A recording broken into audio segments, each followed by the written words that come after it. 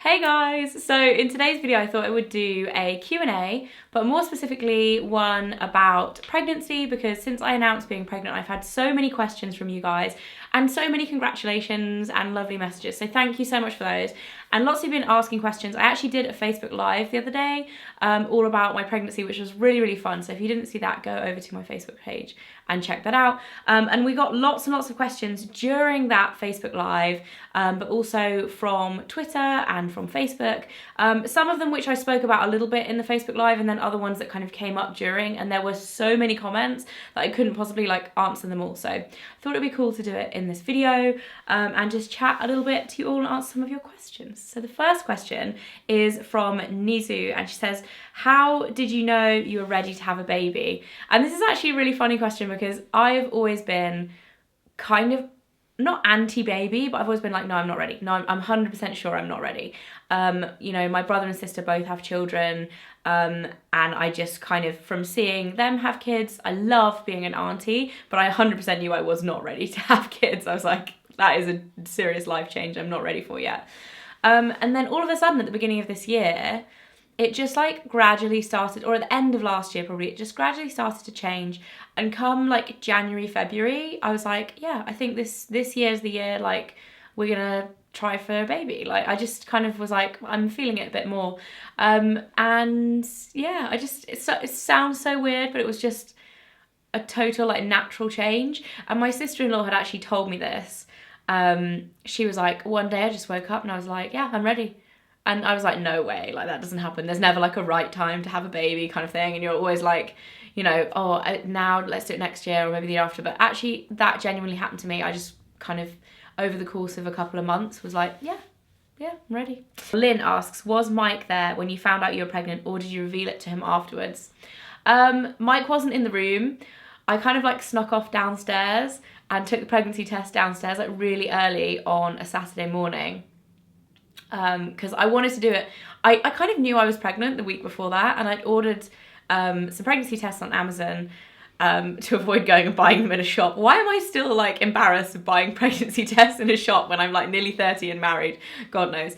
Anyway, I think it's more of a convenience thing as well. It was Amazon Prime. I'd ordered them and they arrived, and I was like, I don't want to take it yet because I'm just, you know, the week was a bit stressful. We'd all been doing both of us had been doing kind of work stuff, and I was like, I'm gonna do it tomorrow. I'm gonna do it on Saturday so that we've got the weekend. And anyway, so I snuck downstairs, took the test, and it was positive. I was literally like, oh my god.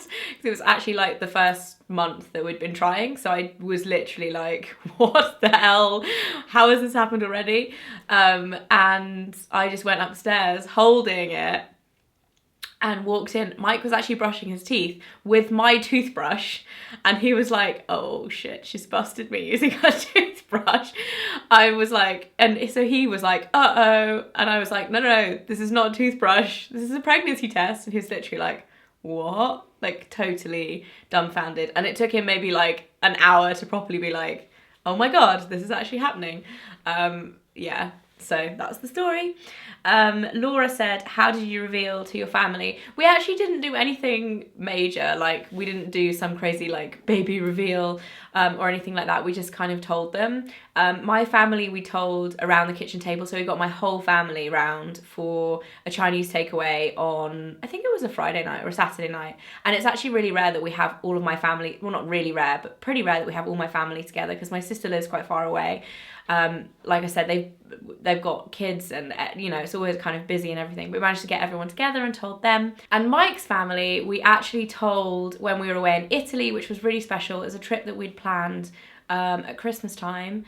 Again, we don't see them that much because Mike's family live pretty far away from us now, and his sister lives in London, and they're all kind of spread out. So we were all together, and we'd actually planned to tell them at dinner, and then Mike's sister didn't come to dinner, and then we planned to tell them in the morning, and not everyone was there at breakfast. And then so finally when everyone got together, Mike was like, I've got something to tell you. And we'd literally all walked up this really steep hill to the apartment we were staying in, and we were all totally out of breath. And I was like, Mike chooses this time. You know, when he started saying it, I was like, oh god, here he goes. This is the worst time ever. I was like, after walking up this hill.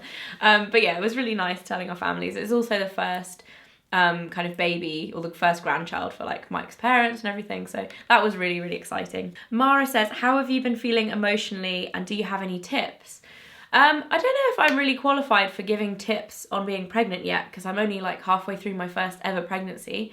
And in terms of emotionally, I've actually been feeling okay. I've had a few kind of meltdowns where I've been like in tears over silly things, kind of like Mike playing golf too much. I'll be like, oh, you just play golf all the time. And then afterwards I'm like, why was I so emotional about that? Like, okay, fair enough. I normally would be like, hey, do you fancy like cutting down on the golf and spending a bit more time with me? But it's definitely made me a bit more teary, if you get what I mean. Like, I will cry a bit more easily. But I've actually been pretty like even-tempered. Surprisingly, I thought I would be super emotional. And my tip actually from that would be, everyone is different, so don't worry too much if you are kind of reacting a certain way or like not being that emotional like me. Like, don't worry too much, because I think everybody's pregnancy is different.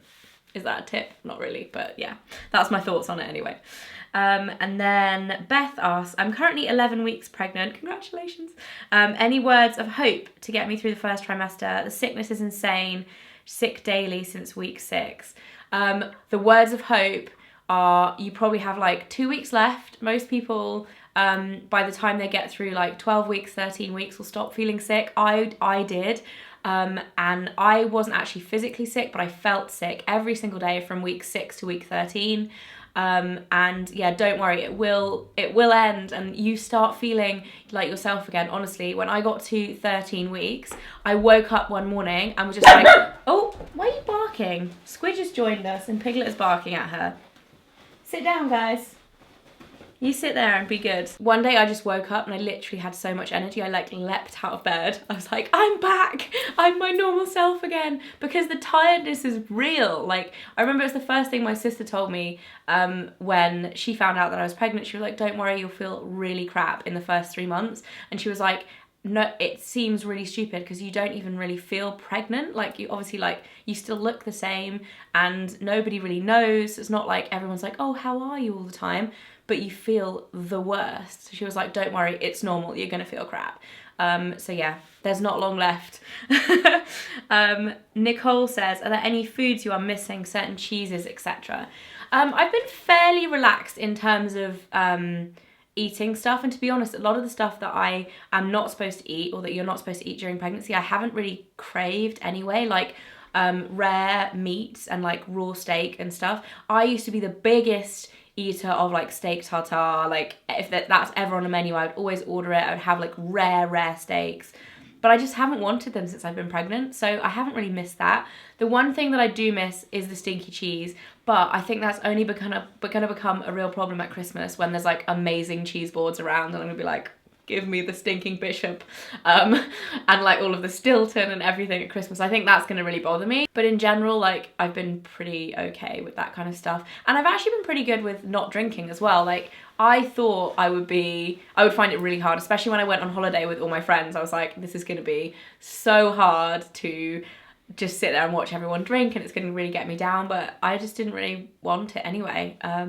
So yeah, it's been fine. So Lorna's asked if I'm trying to eat more of certain foods, like fruit and veg and stuff, and if I'm taking any supplements. I am taking supplements. They're the first thing that I bought when I found out I was pregnant. I'm taking the Pregnacare Max ones, which come as 3 pills. So I have 3 vitamin pills a day. There's 2 like vitamin ones and then 1 kind of like oil. And they are massive, but I've gotten so used to taking them now, I'm like straight down, and I always have them with my breakfast and like into such a routine. But yeah, I definitely take supplements. In terms of am I trying to eat certain foods, I'm definitely trying to stay on the healthier side, but to be honest, I'm a fairly healthy eater anyway. Like, I really love vegetables, and I've been kind of a little bit off meat in certain senses. Like, I don't really want like big chunks of meat, like steaks and chicken breasts and things, but I've definitely I've been like health conscious, but I haven't been like, I must eat all the vegetables and things like that. So kind of somewhere in the middle. So Angie has asked that I mentioned previously in one of my videos that Piglet has been acting differently around me since I've been pregnant, and is that still the case? She's actually on the bed like right behind me now, curled up. She definitely has been acting differently since I've been pregnant, but I think it may be more to do with the fact that I've been home so much more. I basically haven't really travelled very much or been away from home, and I'm definitely less in London, a lot less. I used to be in London probably 2 or 3 days a week, and now I'm in London 1 or 2 days a week. So it's kind of like I'm definitely here a bit more. And also when I do go down to London, I'll try and kind of come back a bit earlier or leave a bit later and things like that. So I'm home a bit more. Partly because of the tiredness, which is kind of a bit better now anyway. But if I've been feeling really tired, I don't necessarily want to spend like the whole day out and about, and I want to get back a bit earlier, so like at 6 o'clock instead of like 10 o'clock or whatever. But I think that's like a total side note, but I think I can't really work out if it's because I'm pregnant or because I've been around more, but she has been more attached to me, like a lot more attached. And she kind of just follows me around everywhere. She's like my little shadow, to the point where she's not really supposed to go up and down the stairs on her own, because she's a sausage dog and their backs are like a bit sensitive and all of that jazz. But every time I go upstairs, she follows me, and every time I go downstairs, she follows me, and it's getting to the point where I'm like, Piglet, like, I'm going upstairs to pick up a product and bring it downstairs. Will you just stay downstairs for like 1 minute? She's like my little shadow. So Becky's asked, what's the thing I'm most looking forward to about having a baby? And I honestly, like, I can't really tell you. Like, it's so weird because there are so many different things.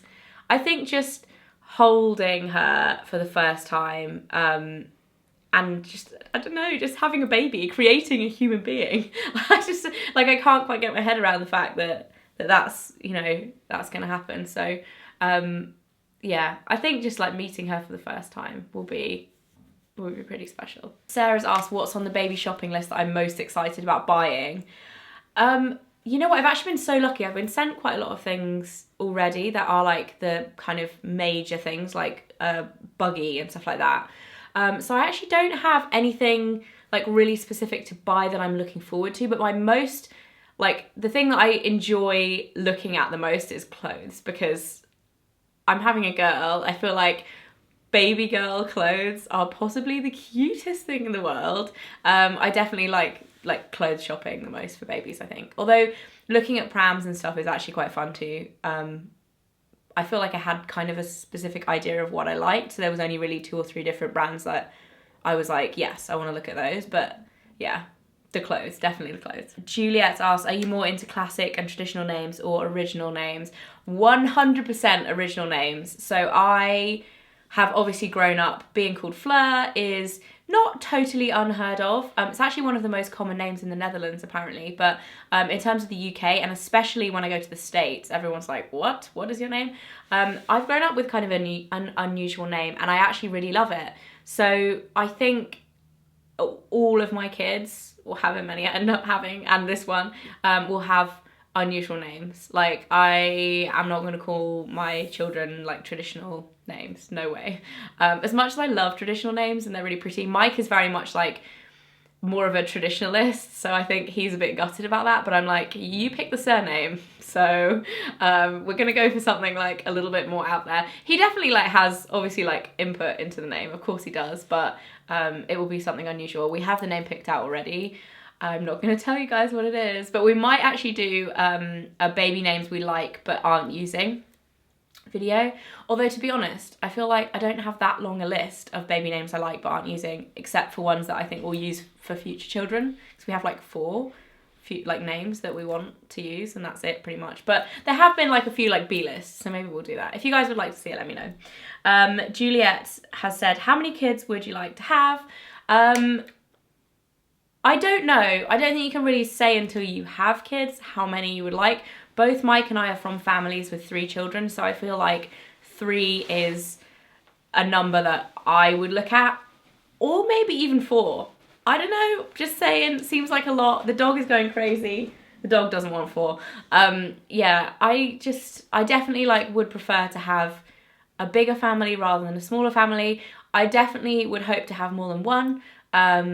But yeah, the bigger the better, I think. But maybe not more than 4. I mean, I can't imagine doing like 5 children. I genuinely don't understand how parents bring up like 7 children. You know, those families where there's like 7 kids and it's just like this massive happy family. I was like, imagine cooking for 9 people every night. It just, the idea of that stresses me out. And I imagine it would be so much fun growing up with like 6 siblings, but as like a parent, I'm like, that blows my mind. Ellen's asked, how will you introduce all the animals to the baby? I haven't really thought about that yet. I'm guessing just like when we come home, probably not all at once, maybe bring one in at a time and kind of let them like sniff her and then like, you know, chill out. I think that the dogs will be really, really good. It's the cats that I worry about a bit more. Obviously because we've got kids in my family and especially a newborn baby in the family as well. My brother's got a newborn baby, so they're all very, very chilled with children. There's 2 spaniels, adore children, and Piglet's kind of just indifferent, like she doesn't really mind. Because it's mine, and obviously I think the attention thing will be an issue, especially with Squidge and Piglet. Trika will be absolutely fine because she's very much a bit of a lone ranger anyway. But the other 2 are quite attention seeking, and so I think that might be kind of an issue. But I'm more worried about the cats just because they are very, very affectionate cats, and I have a feeling they'll be like trying to sleep in the crib with the baby and like getting in the buggy and stuff like that. So I think we'll have to keep a closer eye on the cats than we will the dogs. But obviously, like, yeah, we'll see what happens. So Linda has asked, or she said, I hope you'll include the baby on your vlogging channel or start a new baby divorce channel. I've definitely thought about this a lot in the run-up, and I will be including, or I have been actually uploading regular pregnancy vlogs and pregnancy chats and things like that on my vlog channel. So if you haven't been watching those, go and check them out on my other channel, which will be linked below, it always is.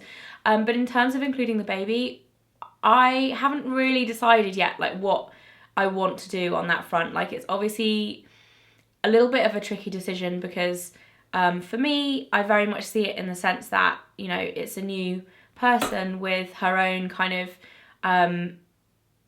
right to choose whether or not to be on the internet. Being a vlogger is very, very, it's a very personal thing to do, and it's awesome in so many ways, but it is also, you know, you're showing people into your life. It's a really personal decision, and I think I'm not really, you know, I shouldn't really be making that decision for my kids. So I haven't decided how much of her you'll see, but you'll definitely like see a little bit, but it's not going to be like the vlog is all about the baby's life. It'll be about probably my life with a baby, if that makes sense. So she'll be in the vlogs and, you know, you'll get to see what we're up to, but it's not going to be her. And I don't think there'll be too much kind of like face shots of her either. So yeah, we haven't really like got a set in stone plan of action. We're kind of gonna see how we feel at the time, but that's how I feel about kind of kids on YouTube in general. Haley's asked, will I still vlog and do YouTube once I've had a baby? Of course. YouTube is my job. A lot of you guys know that. Well, I presume like most of you guys will know that. So I'm definitely going to continue working after I have children. I'm going to continue vlogging as well. Like I said in the previous question, I'm not entirely sure what that looks like, but I 100% will not be like leaving YouTube to have kids. So you might notice a few changes, but I will still be here. And then a similar kind of question to that, and it's the last question, Sophia's asked, how will your career change after you've had a baby? I think part of this is something that we'll just have to wait and see how logistically we make everything work. Obviously, I'm not going to be traveling as much or in London as much as I am now, but I'm definitely going to continue to do YouTube. I'm going to continue to hopefully develop my product lines that are out, and I don't really, you know, I don't want to change what I do. I love what I do, and I definitely want to be a working mum, but at the same time, you know, I want to be around for my kids as much as possible. And that is what is actually so great about doing YouTube, is that it is very flexible and you kind of make your own hours. So you know, it's not necessarily going to be the easiest thing in the world. It never is, in terms of working and having a kid at the same time. Like, it's always a juggling act for women, but I am going to see how it goes. And I think one of the biggest challenges will be the first few months, because obviously a lot of people, if you work for somebody else, you get maternity leave, whereas I don't really get that. So I'm going to try and kind of prep as much as I possibly can in the run up to get enough content kind of banked so that I don't have to do that much in the first few months. But we'll see how it goes, and you guys will be on this journey with me, so you're going to be able to see what happens. But yeah, I'm hoping it won't change things too much, but inevitably it will change things a little bit, or a significant amount. We will see. That's it for this video. Thank you so much for all your questions and all of your lovely comments and everything, and just support throughout this past, I don't know, how long has it been now, like a month since I told you guys. It's been so awesome, and it's really exciting to be able to share this journey with you all, and obviously like something I'm so excited about because it's totally new for me. So it's been really great, especially connecting with a lot of you who are mums or who are currently pregnant, because a lot of my friends don't have kids yet or aren't pregnant. Like I have very, very few friends that are pregnant. So it's been so amazing to like read all your comments and your advice, and just kind of connect with you. So if you are having a baby, then get in touch on Twitter or in the comments or whatever. I'd love to hear from you, and I'll speak to you soon. Bye.